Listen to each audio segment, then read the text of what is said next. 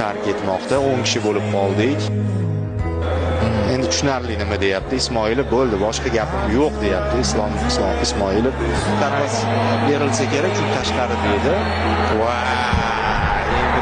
Nima bu do'stlar? So'nggi umid bo'ldi deb baholandi.